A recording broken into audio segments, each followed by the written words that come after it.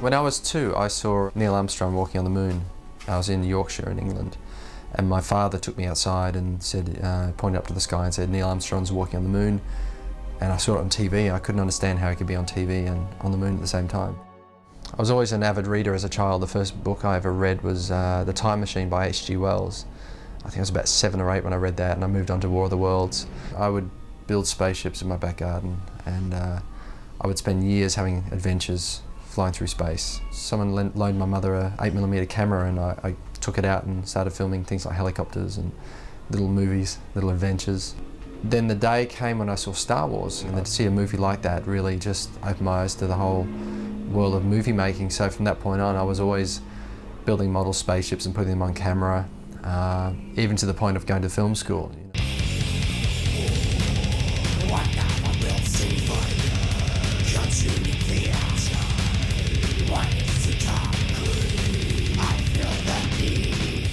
In my younger days, I tried to be a pop star, a heavy metal pop star.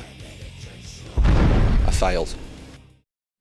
When I was 18, I was, I guess, being groomed to be this television preacher. And I went on television a couple of times and had to argue with Catholic priests about God and stuff. There is sin in the world, there is evil, but there's also good. There's good and evil, there's always a battle between it. But it's very difficult for me to believe in a God if my little one's just been run over by a car. Or... Well, there's a time and place for everything. Like, but that's not much help to me. I'm no, crying inside. It's a wrench in my life. But you could probably learn from this situation. I failed at that pretty badly as well. I think the only thing left for me was to be a filmmaker. That was it. That's what I am.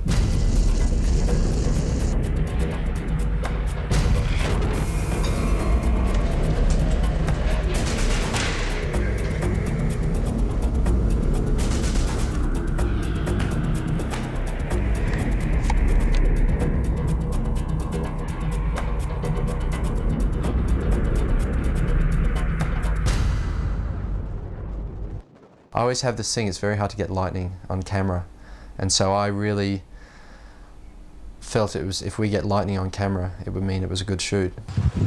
Oh yeah! Got it? Yeah, that was perfect.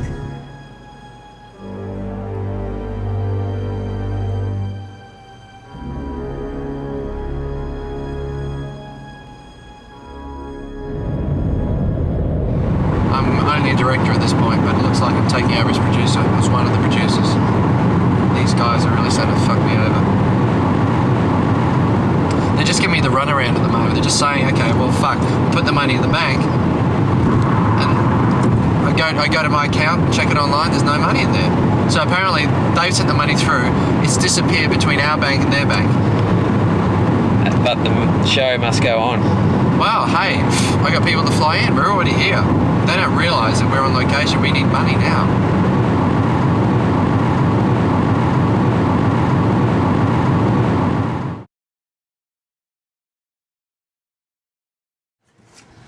Now here we are having our production meeting the first day. We're wondering if this is a bad omen. There's a beautiful dust storm kicking in. As soon as everyone else sort of flew in, I flew them straight out to this little saloon, and that night this terrible storm came in. And prior to shooting our first real shot of anything, we really needed a costume for Usul. We got the usual thing, army boots, black army fatigues. I found this nice sort of combat jacket, and we just sort of put together a little outfit for Usul. And here's Blake, dressed up in his black outfit for the first day, and he's got his gun, wants a couple of photos, so I took a couple of photos at the hotel, and then he decides to go walking around and, you know, I don't know what he was doing. That was only 4 or 5 minutes involved with standing out in the car park in the sunlight, getting a few shots. Suddenly he just races back inside and closes the door, and So what's going on? We peer out the window and there's cop cars turning up. After the third car arrived, doing a sweep of the car park and banging on doors, we made the connection that perhaps looking like a paramilitary terrorist at a suburban hotel was probably not a good idea. Every day from that moment on, cop cars were turning up and just watching. I think they were concerned that, you know, terrorism had arrived. Because I'd worked with Neil as a makeup artist, you know, on so many different jobs, and when he called me and said, look, I've got this film I really want to do, you know, we need to go to America, and I said, yeah, that'd be great, you know, and here I'm thinking makeup process the whole time. And he said, well, no, I actually want you as the lead. And I thought, I've only ever worked with him as a makeup artist, so it was kind of, it was a bizarre process to find out that I was actually acting in this thing. I mean, he'd only seen a showreel of mine, and we were mucking around one day on set, and he put me in front of the camera, and obviously he liked the look, and then next thing you know, I'm in America shooting a feature film. It's very bizarre. I've been developing this character, and suddenly saw the character in her, and just the way she looked, and it was really wow. That's the sort of look I had in mind exactly, and she was perfect for the role.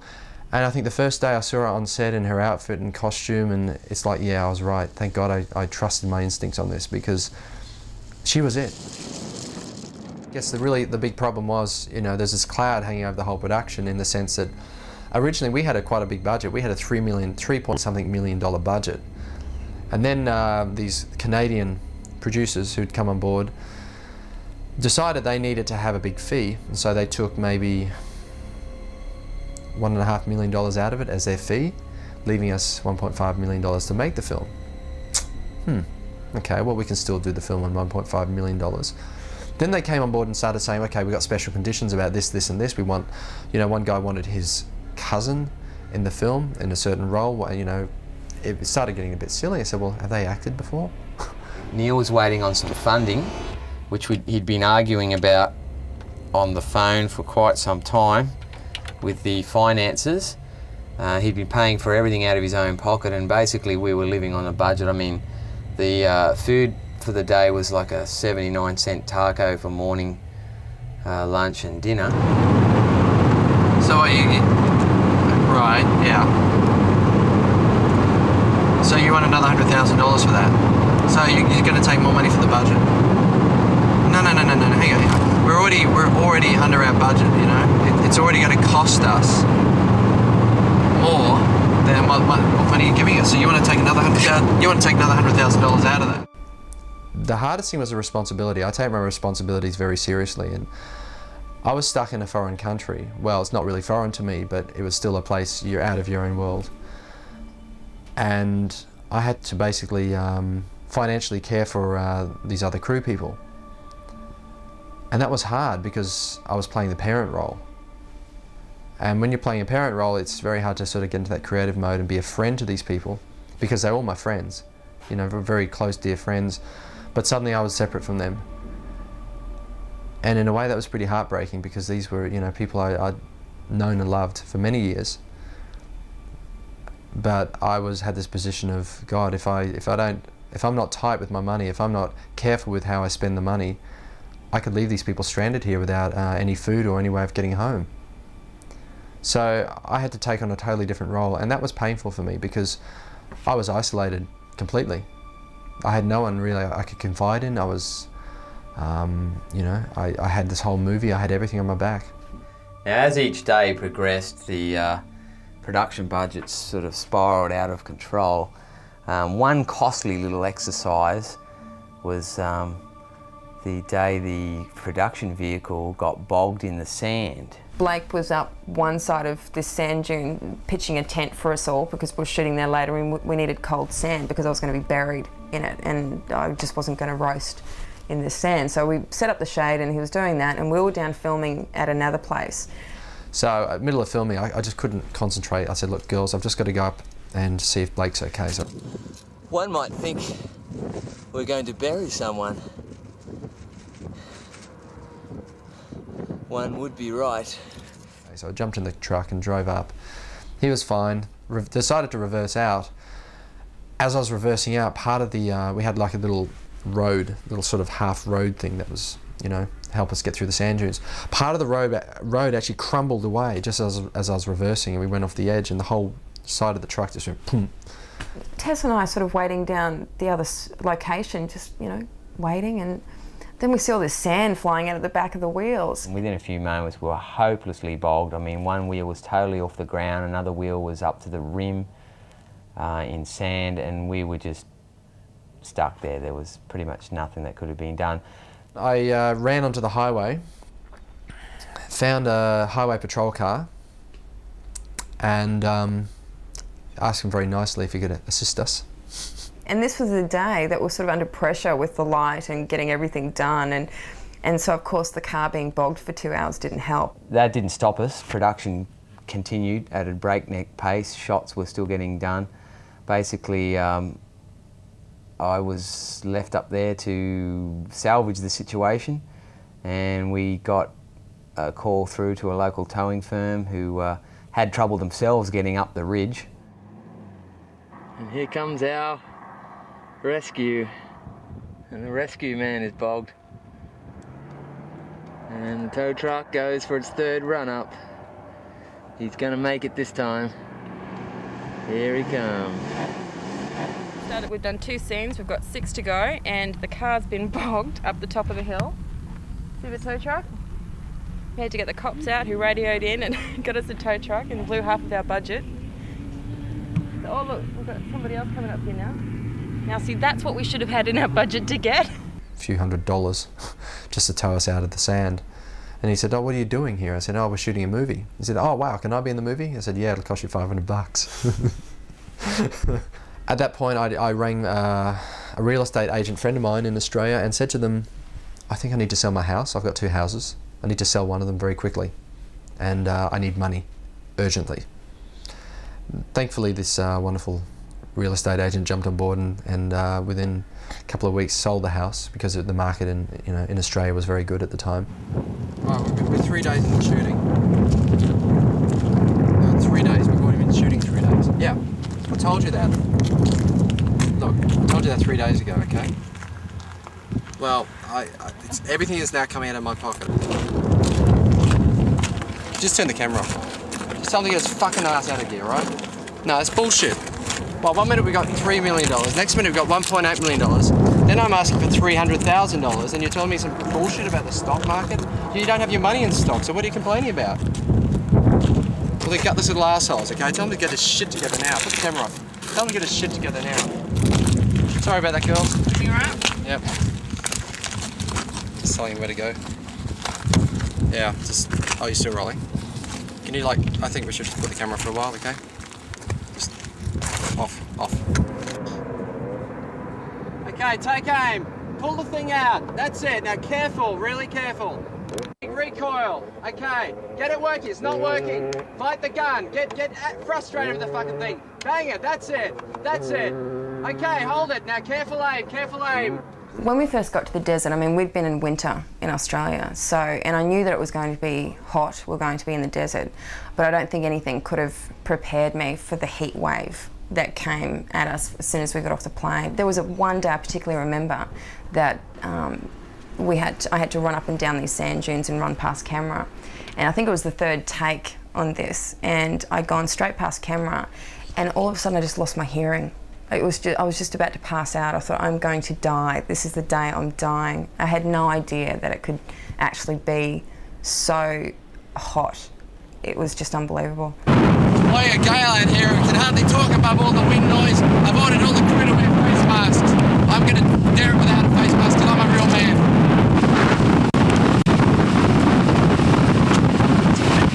There was a particular time in the desert when we were filming, and it was at the end of the day. I think it was about the 3rd or 4th day in the desert, and it was really, really hot, and I was really exhausted. The wig was getting to me. It was all, you know, very difficult. And we were going through, and it was just asked to run up and down these hills and, you know, back and forth, and of course you need virgin sand for every new shot, so I'd have to move over and run a mile and run back over these hills. And there was at one point when I was feeling really unwell, like ready to pass out. You know, Neil had started yelling at me, you know, get back on, we're losing light, we're losing light. And it was a lot of pressure and it was very intense for me. And I think, you know, I know the reason that he pushes so much is to get the ultimate picture. But for me, that was probably one of the hardest days. After enduring the desert, and I was very scared that the whole crew would rebel against me. I thought, well, we've got to make this a little easier from here on in. And I thought, well, okay, let's go up to Lake Powell, which is up in the north. And if you don't know, that's where they shot Planet of the Apes, the old and the new.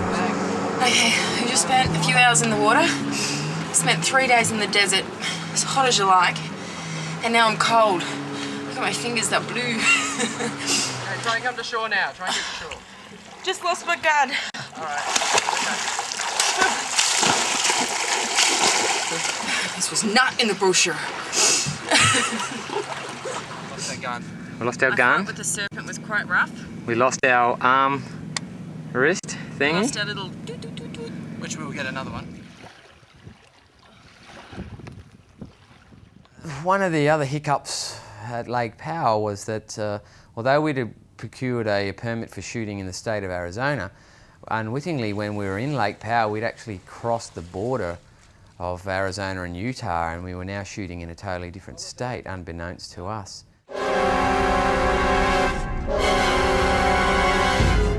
Next thing you know, a park ranger pulls up and starts having a go at Neil about, you know, permits and all the rest of it. And he said, sort of clenching his gun on the side of his body. I don't know why they arm these park rangers, but this guy was armed. And he said, look, you know, he's quite angry, you're not supposed to be here, blah, blah, blah, where's your permit? And I said, well, sir, I've got a permit, and showed him what I had, but it was not the right permit for the right spot. And this park ranger was pretty cross, and I think he was just about to cut Neil away. Eve came on board and just thankfully realised what was going on, just fluttered her eyelids and said, oh, we didn't realise you needed a permit, we're from Australia. And she managed, you know, I think once he, you know, he saw her and she, you know, spoke to a pretty girl for a bit, he calmed down and he was very helpful. And so we nearly lost our director that day.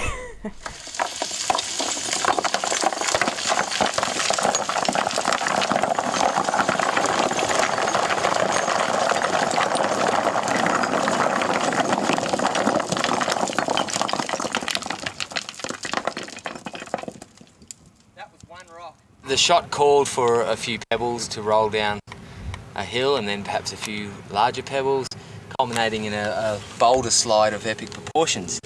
So as the trusty production assistant, special effects and physical kinetic effects expert, I was called upon to scale up the side of a hill in full Usul costume, having just finished a shot in the area, and proceeded to initiate a rock slide.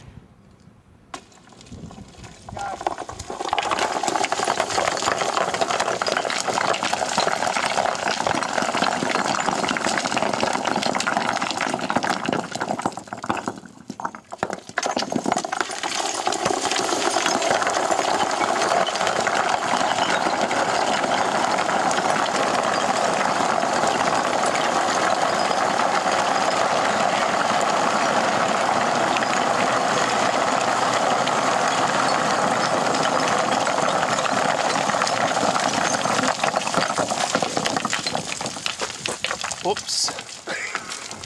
I think it really sort of got out of hand, because halfway up the hill, when I pushed off, the rocks, off they went, they started sliding away, and then they knocked other ones, and then momentum. And basically half the side of the mountain started coming down. Now at this point I was halfway up the said mountain, and as I was climbing up and looking behind me, the rocks falling away, the momentum of them falling away was actually catching up to my altitude on the mountain, so I had to keep going higher. And as I went higher, the rocks below me just kept falling and falling and falling. yeah, it was quite huge, and there's this incredible echo that just went on for miles.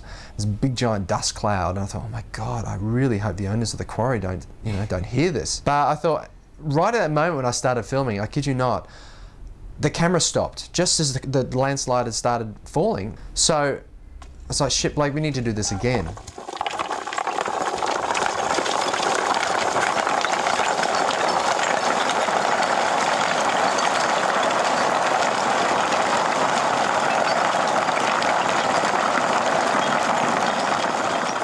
As the end of the trip loomed closer and closer, we found ourselves in LA. Again, shooting without a permit.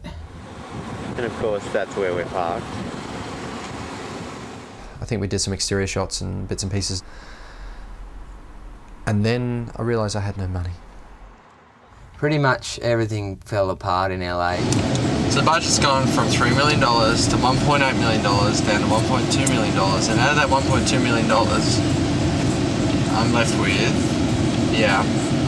Well, I paid for everything myself. Yeah, we kept shooting. No, fuck it. You'll have to pay me back. Yeah, well, you know, you guys come with the money, it's your film. I've had to sell the house. You know, I wanted to keep that, you know, I thought that'd be a nice thing. That was my retirement fund. I've sold my retirement fund for this, all right? I mean, I know you've got three or four houses, I know you've got a fucking million retirement funds and your kids' college funds and blah, blah, blah. Meanwhile, I'm sort of stuck without the money. Yeah, this is all I've got. I'm not rich like you know? I'm the struggling filmmaker here. And I'm paying it out of my own pocket. And you guys want to own the thing at the end of this when you haven't paid me any money. No. It doesn't work that way. You don't pay me when the film's finished, you pay me when the film started. Yeah, exactly, because you're the ones who are paying... You're the guys who own the film. I'm just making it for you, you know? It's bullshit. If not, I'm going to own the film, I'll make the money. The money was not forthcoming. Basically, we'd been told that funding for the picture had fell through, some lame excuse about recapitalising in some other area. It was that point that Neil lost it. No. I've decided not to take your money. No. I know you want to put it today, right? Okay. Well, it's too late. No, you fucked off. You fucked me over. I'm sorry. It's too late. I'm paying for this myself. I've sold everything. I don't care. Hey, you want to try and sue me? You can. But guess who owns the rights to the film? I own the rights to the story. Well, you fucked up. I'm sorry. You fucked up. I told you should got to pay the money. Yeah. Well, why didn't you pay the money when we started shooting, you dick? Oh, hey, it's my fault now. You know, you can sit there and write your check. I won't cash it. It's your problem. See ya.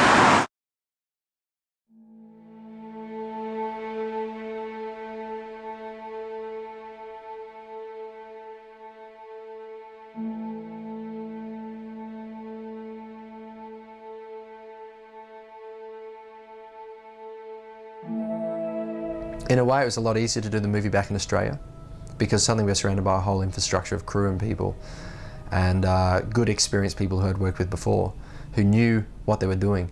In America, it was just like a skeleton crew and, you know, fighting the forces of nature every day.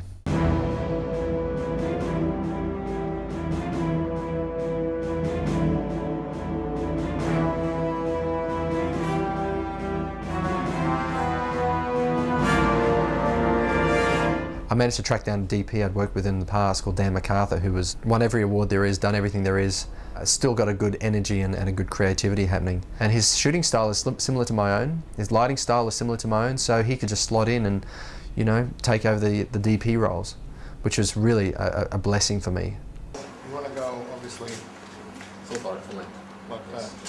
It's good to have Jim Lagerstead back on board again. He'd been working on my second film, so he knew all the trials and tribulations we'd been through on all the movies, and it was good to have, you know, him come on board. Yeah, I was actually promoted. I was promoted to production manager, which was again a very interesting experience for me. These are the problems. Find a solution for me, and he just sewed it up for me perfectly. The blue screen days were interesting because we had none of that on the previous production to become one. So it was a new experience for me and many in the crew. It's very different from shooting on a location because you really have to try to visualize what's around you and behind you and all that. And obviously, at some point, the only person that can do that is Neil. For everyone else, it's people standing in front of a blue wall. Yeah, but it's nicer to be behind shooting this because in the desert it was pretty hot. At least we can control the environment a little bit better here and keep our cool, as it were. It was so intense what they were doing, what the actors were doing, that you actually somehow, that blue screen disappeared and you actually saw something else in front of you when you were watching them, especially watching through the monitor. You actually saw some kind of context And it wasn't just people in front of a blue screen anymore. They were like, there was actually something happening in front of you, and that, to me, really, that's where the acting and directing came through. You look to me. Remember that line we practiced? When are you coming home? Okay. That's all we got to do. It was a good day. My own daughter did a cameo in the film. Again, she was also in my second film, and she did a remarkable job. I mean, I know she's my daughter, but she did it perfectly, and I was amazed. Not amazed, I'm not surprised, but I was pleased to think that she did me proud. She was good in the role, not just because she was the director's daughter, but because she was right for the role as well.